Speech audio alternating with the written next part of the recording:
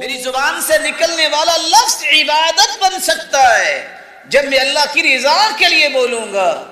آپ کیا سمجھتے ہیں کہ کسی مسلمان کے لیے دعا کرنا یہ صرف اجر ہی ملے گا؟ دنیا میں کوئی فائدہ نہیں ہے۔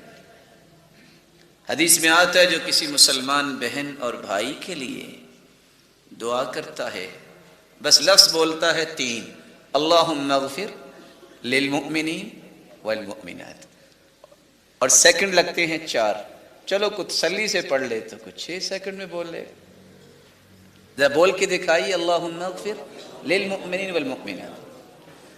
دنیا کا ہیوج سے ہیوج پروجیکٹ ڈیل ہوتے سنا ہوگا، اتنا پروفٹ دنیا کے کسی بھی انسان کو نصیب نہیں ہے جو اتنے لفظ بول لیتا ہے۔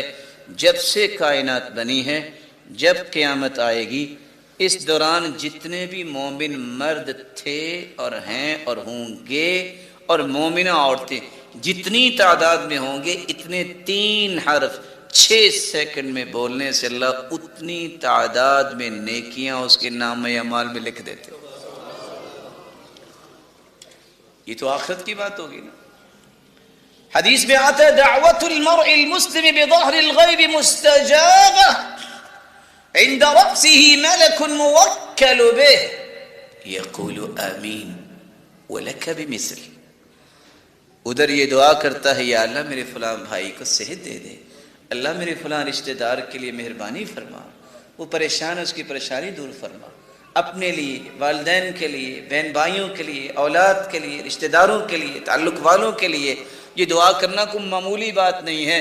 ادھر دعا میں اور آپ کرتے ہیں، میرے اور آپ کے ساتھ آسمان سے ایک فرشتہ نازل ہو جاتا ہے اور وہ کہہ رہا ہوتا ہے آمین آمین۔